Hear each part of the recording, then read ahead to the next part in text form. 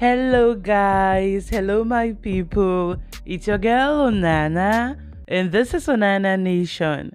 So, if you're new on this channel, a very special welcome to you. Please go ahead and subscribe, honey, because you would definitely love it here.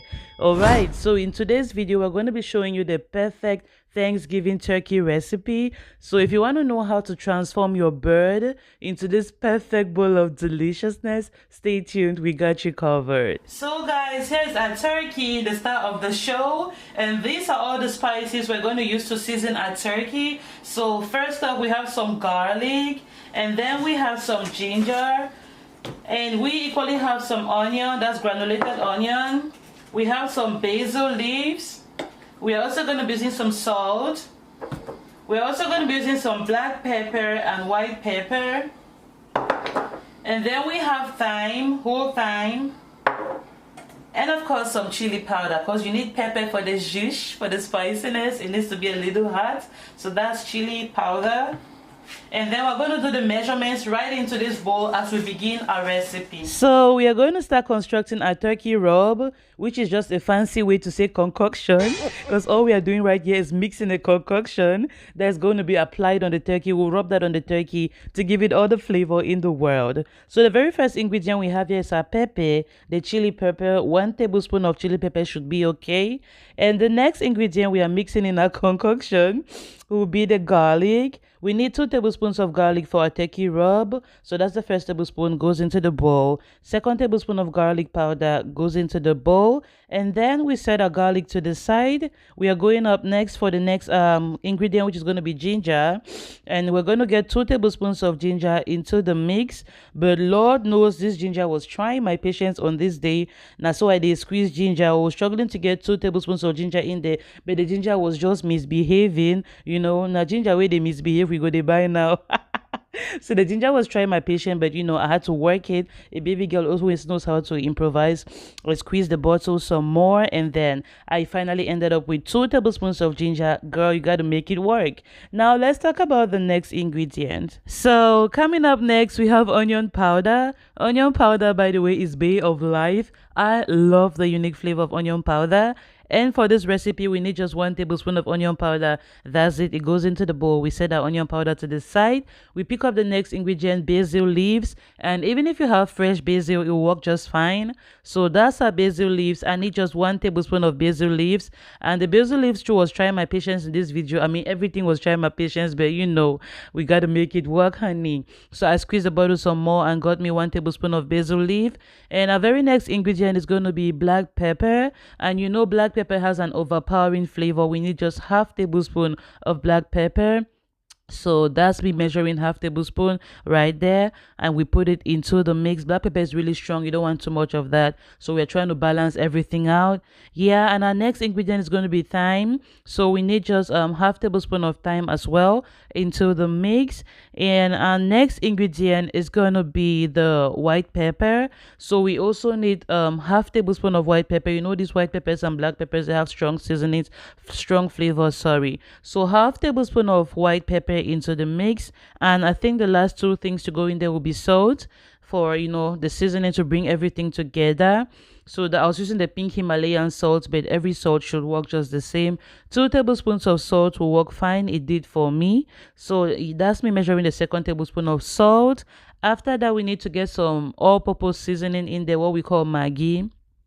So I was using Knorr seasoning cube. That's powdered seasoning. So my Knorr seasoning cube is right there. I got 2 tablespoons of Knorr seasoning into the mix. Yeah, I think that was the first tablespoon. And then we got the second tablespoon of Knorr seasoning right into the bowl. Yeah, I think we're done. So at this level, we just have to get it moist, because it wouldn't be a turkey rub if it isn't moist. So we're going to put some oil in there. That's a 1/4 cup of oil. We pour it into the mix gently, after which we just stir it a little bit. And when we are done stirring, the next ingredient we need to add is the butter. So for the purpose of this video, I was using the Blue Bonnet butter, but any brand of butter will work just fine. All we need is 2 tablespoons of butter.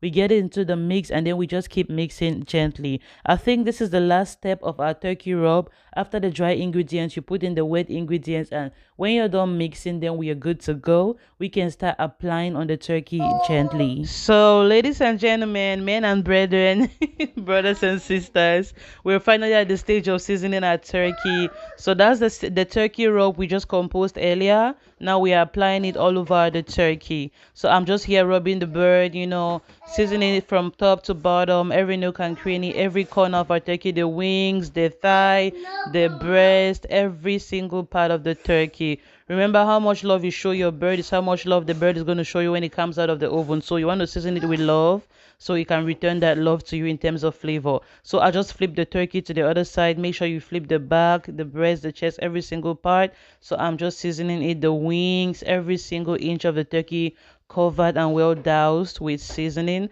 And when you're done, don't forget to apply an extra layer. Like if you have extra seasoning, just keep going. So another tip which I use, which always works for me, is lifting the skin of the turkey to apply some of that seasoning underneath the skin.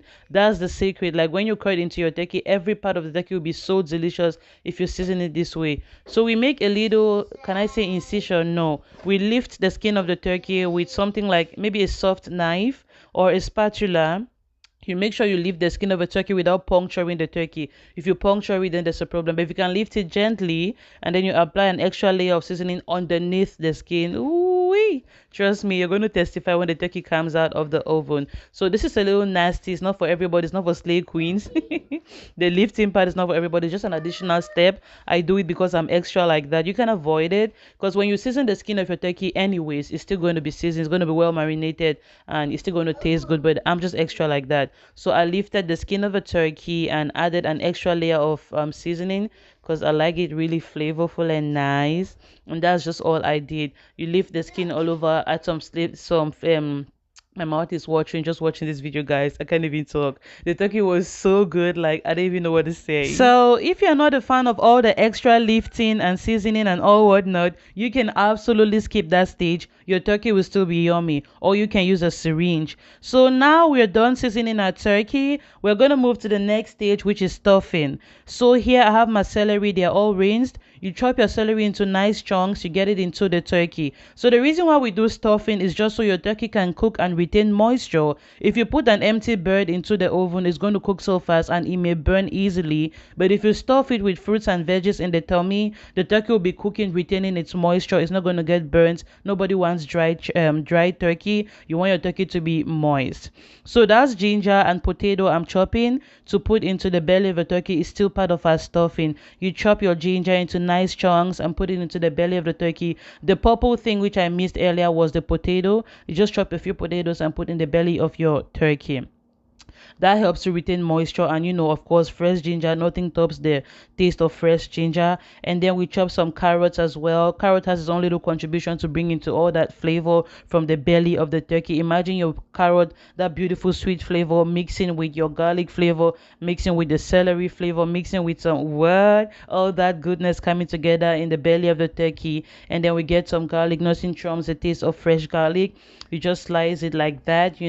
We are trying to get everything in there in chunks because it's going to be cooking for over 3 hours. If you slice it too flimsy, it's going to get burnt. We don't want that. You don't want anything bitter in the belly of your turkey. So we slice everything in nice chunks.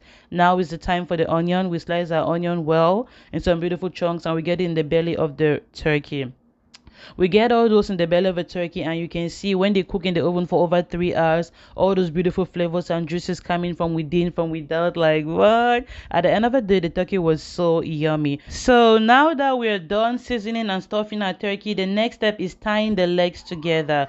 The reason we tie the legs together is to make sure that the turkey retains its moisture, its seasonings, and all its stuffing together. If you just leave it open, when it starts cooking in the oven, all the garlic and all these things will pour out of the turkey due to the heat. So you just tie it so it retains its moisture and all that juiciness and all that delicious flavor. So once we are done tying our turkey together, we get it ready to go into the oven. So here's our oven pan. We're going to be using this aluminum dish.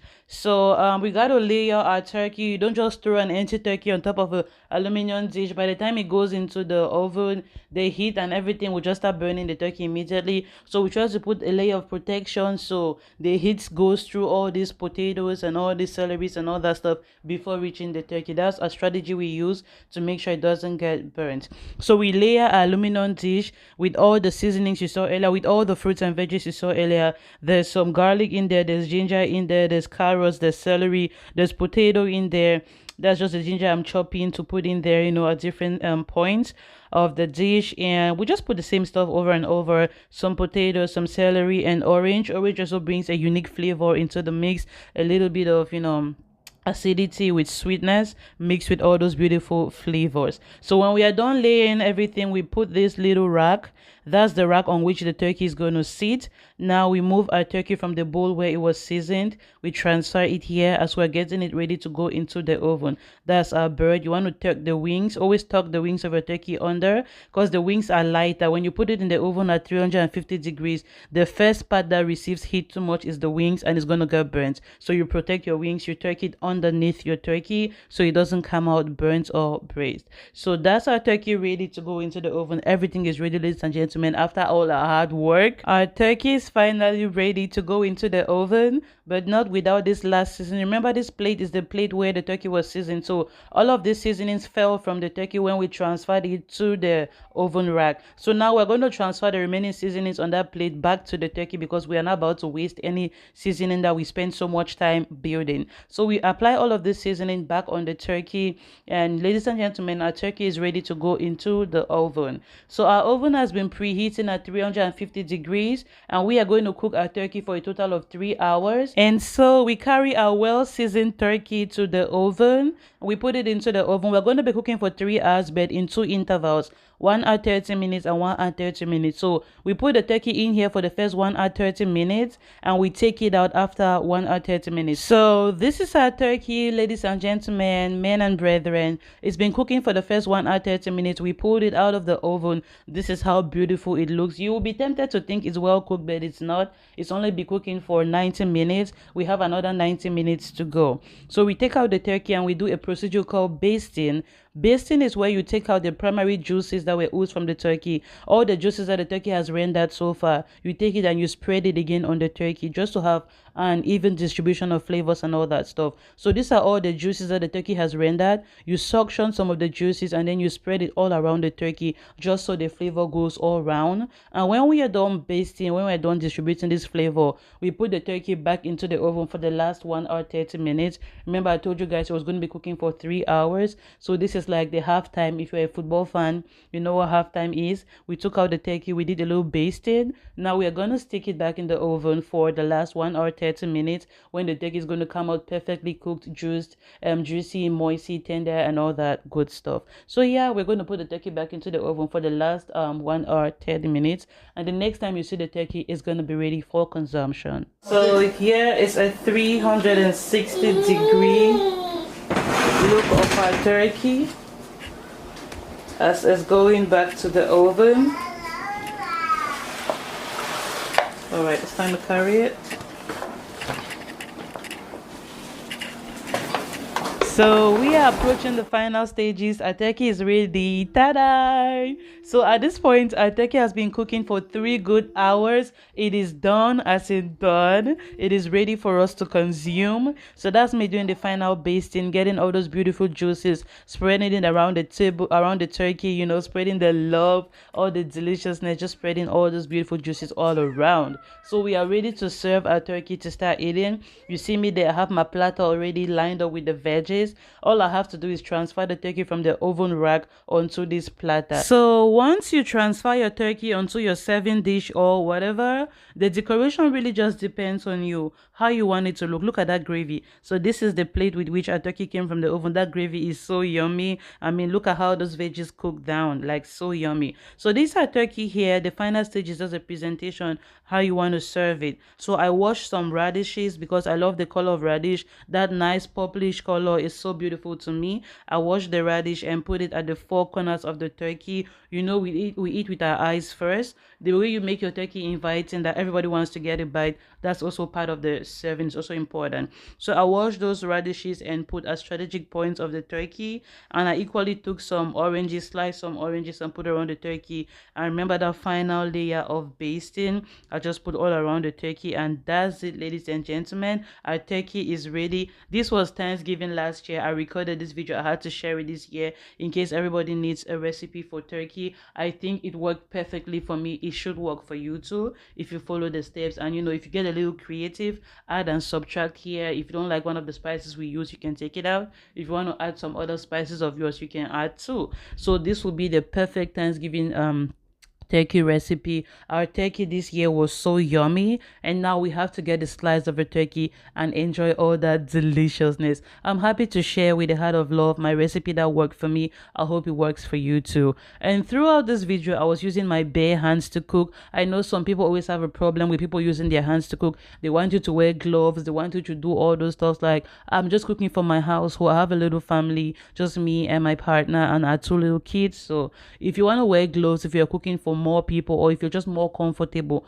cooking with gloves, that's okay. You can do that too. So you can go ahead and do whatever works for you. But I hope my recipe helps you one way or the other. I love you guys. Thank you so much for joining. If it is your first time on this channel, I'm your girl Onana. This is Onana Nation. I welcome you so much. Please go ahead and subscribe if you like what you see and become a part of this amazing family. I love you guys so much. Stay safe, everybody. Have a wonderful, wonderful Thanksgiving. What are you thankful for? I want to see that in the comment section below. Just let me know what you're thankful for this season.